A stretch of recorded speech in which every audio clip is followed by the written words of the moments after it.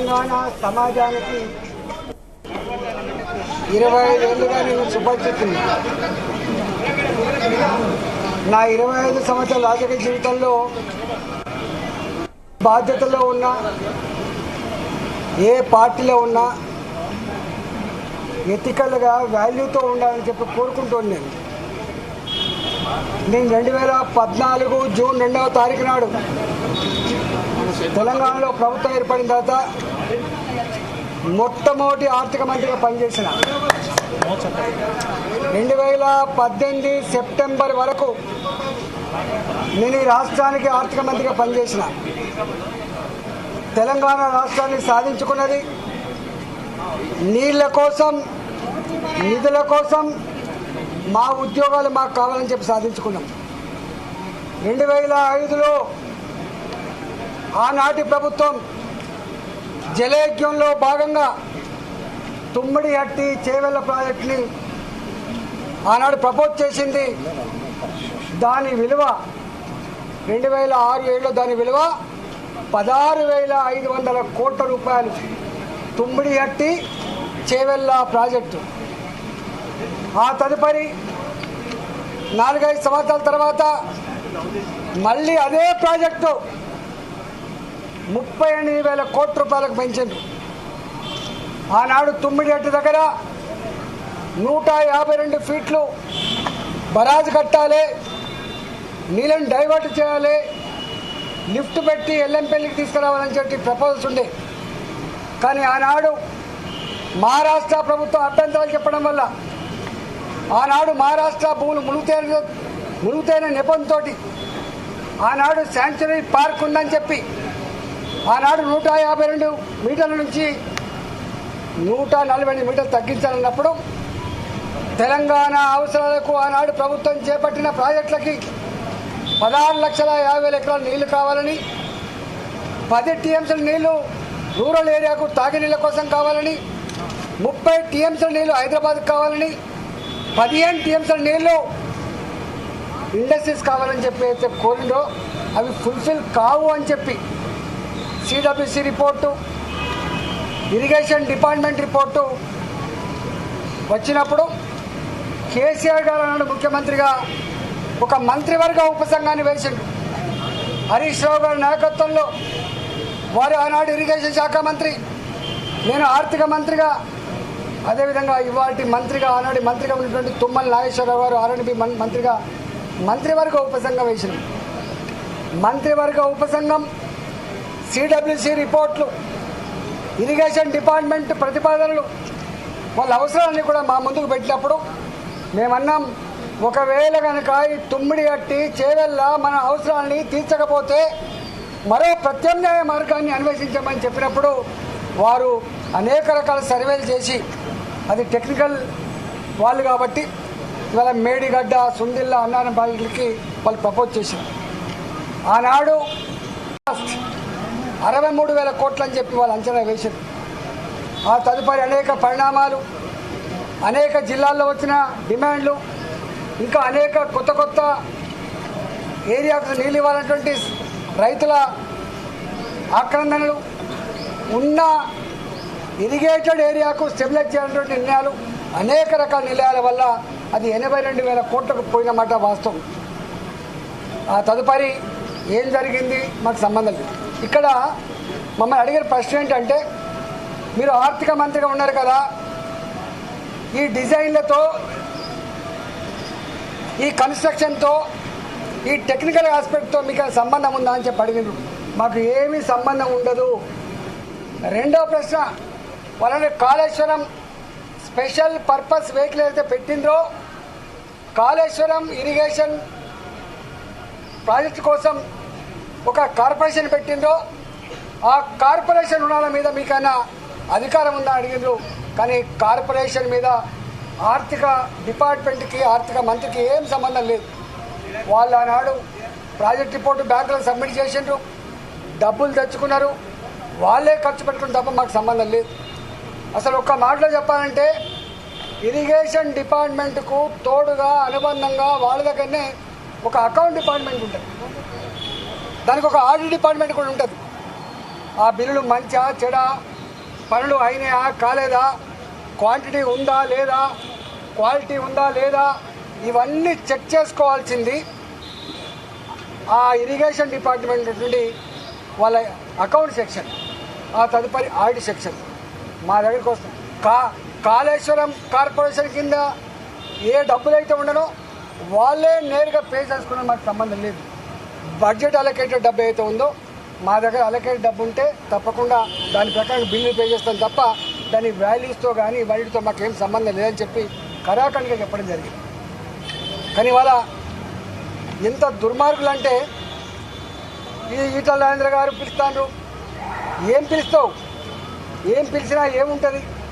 మా బతుకు చాలా ట్రాన్స్పరెంట్గా, మేము ఎథిక్స్ కోసం బతికిన వాళ్ళం, ప్రజల కోసం బతికిన వాళ్ళం. కంత మీద తుపాకీ పెట్టినా కూడా గదే మాట మాట్లాడడం తప్ప ఇంకోటి మాట మాట్లాడటం కాదు. ఇవాళ పిచ్చి కూతలు, కారు కూతలు, ఇలా కుక్కలు లెక్క ఎగబడ్డే మాటలు చూస్తూ ఉంటే బాధ అనిపిస్తూ ఉంది. ఏది ఏమైనా తెలంగాణ ప్రజలు నిజమైన న్యాయ నిర్ణేతలు, ఎవడు తప్పు చేసిండో ఎవడు ఒప్పు చేసిండో వాళ్ళు నిర్ణయిస్తారు తప్ప ఇవాళ కొద్దిమంది బట్ట కాల్చి మీద చేసినంత మాత్రం ఇవి అయ్యే ప్రసక్తి లేదు. కానీ ఒక్కటి మాత్రం మళ్ళీ ఒకసారి చెప్పదలుచుకున్న, 3 బరాజులు మేడిగడ్డ దాని విలువ 4,600 కోట్లు, సుందిల్లా అదేవిధంగా అన్నారం ఒకదానికేమో 2,700 కోట్లు, ఒకదానికేమో 2011 కోట్లు. నేను ఒకటే కాంగ్రెస్ పార్టీని డిమాండ్ చేస్తా ఉన్నా, భారతీయ జనతా పార్టీ ఇప్పటికే చెప్పింది నిజాయితీగా ఉండాలని చెప్పి కోరుతుంది. పార్టీ ప్రభుత్వ ధనాన్ని దుర్వినియోగం చేద్దని చెప్పి కోరుతుంది, చట్టానికి లోబడి ఉండాలని చెప్పి కోరుతుంది, నీకు ఇచ్చిన కర్తవ్యాన్ని ఒక ప్రజలకు బాధ్యతతో పనిచేయమని చెప్పి కోరుతుంది. ఇవాళ మేము కోరుతా ఉన్నాం. అంతకుముందు అనేక కమిషన్లు వేసారు, ఎందుకు రిపోర్ట్లు బయటపెడతలేరు, ఎందుకు చర్యలు చేపడతలేరు.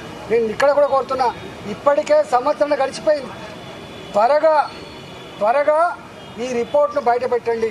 త్వరగా నిజంగా ఎవరు బాధ్యులవుతారో వాళ్ళ మీద చర్యలు తీసుకోవాలి తప్ప మీరు తాత్సారం చేసి బట్టగాల్చి మీదేసి వాటిగా రాజకీయ పంపం కట్టుకుంటా అంటే నిన్ను వదిలిపెట్టే ప్రసక్తి లేదు.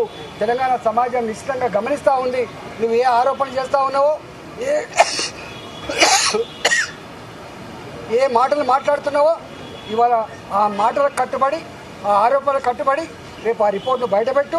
రిపోర్ట్లో ఏం నష్టం జరిగిందో, ఎన్ని వేల కోట్ల రూపాయలు దుర్వినియోగం జరిగిందో, దానికి కారకులు ఎవరో, తప్పకుండా దోషులు ఎవరో శిక్షించకపోతే నిన్ను ప్రజాక్షేత్రంలో నీకు శిక్ష తప్పదని చెప్పి కాంగ్రెస్ పార్టీ హెచ్చరిస్తాం.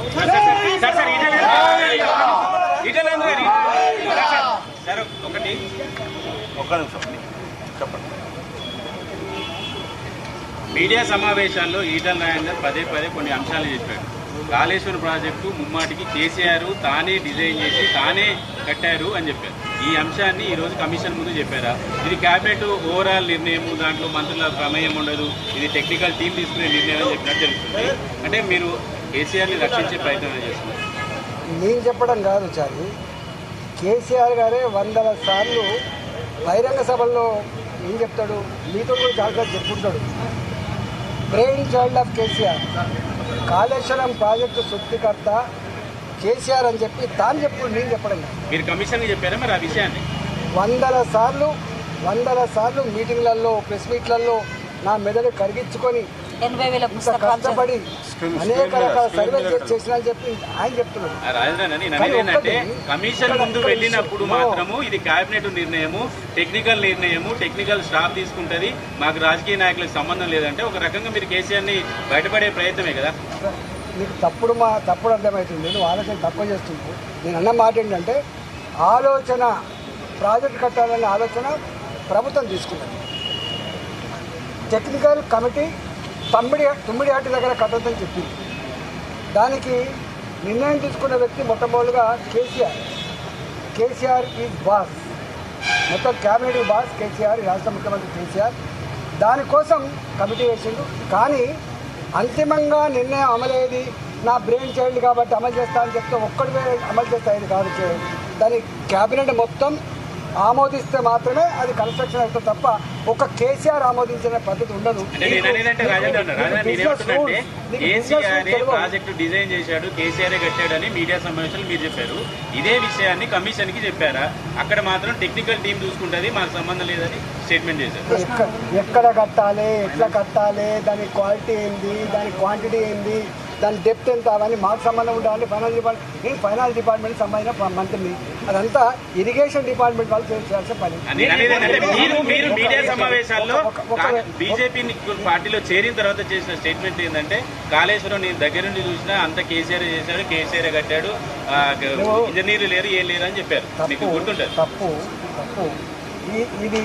ఇది ఆలోచన, ఈ ఆలోచన, దాని ఇంప్లిమెంటేషన్, దాని దగ్గరుండి మొత్తంగా చూసుకున్నాడు చెప్పి కేసీఆర్ చెప్పి నేను చెప్తానండి బాబు. మీడియా సమావేశంలో చెప్పిన చెప్పిన సమాధానానికి గోసు ఎలాంటి రియాక్షన్ ఇచ్చారు? సంతృప్తి చెందారా లేకపోతే మళ్ళీ రమ్మని ఏమన్నా కోరారా? నేను అనుకుంటా నన్ను అడిగిన ప్రశ్నలన్నీ కూడా మీడియా మిత్రుల సమక్షంలో అడిగిన ప్రశ్నలు కదా, ఓపెన్ గా మీడియా మిత్రులు అడిగిన సమస్యలకు కదా నేను థ్యాంక్స్ చెప్పిన, వారు కూడా థ్యాంక్స్ చెప్పిండు. మేమంతా చూసింది కదా. నన్ను అడిగిన మొత్తం ప్రశ్నలు 4 గోళ్ల మధ్య మా ఇద్దరి మధ్య జరిగిన సంభాషణ కాదు. నన్ను అడిగిన మొత్తం ప్రశ్నలు మీ అందరి సమక్షంలో అడిగిన ప్రశ్నలు. నేను ఎట్లా సమాధానం చెప్పిందో చూసింది మీరు. తడబడడం కానీ నీళ్ళు నమ్మడం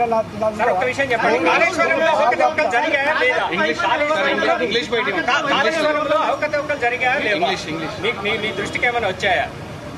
నేనేమంటున్నా, ఘోష్ గారి కమిటీ ఈ అనేక వందల మంది ఇంజనీర్లతో వాళ్ళు సమావేశమైంది.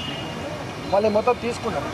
వారికి ఒక్కటి అర్థమైపోయింది, ఇది ఇంజనీర్లను ఎవరు ఆదేశించిండు నీళ్ళు స్టాక్ పెట్టమని, ఇంజనీర్లు ఎవరు ఆదేశించిండు ఇట్లా కట్టమని, ఇంజనీర్లు ఎవరు ఆదేశించిండు ఇంత తొందరగా కట్టమని చెప్పి అలాగే ఉన్నాయి. నేనేమంటున్నా, ఘోష్ గారి కమిటీ రిపోర్ట్ని వెంటనే బయటపెట్టి దోషులను శిక్షించమని కోరుతున్నాం.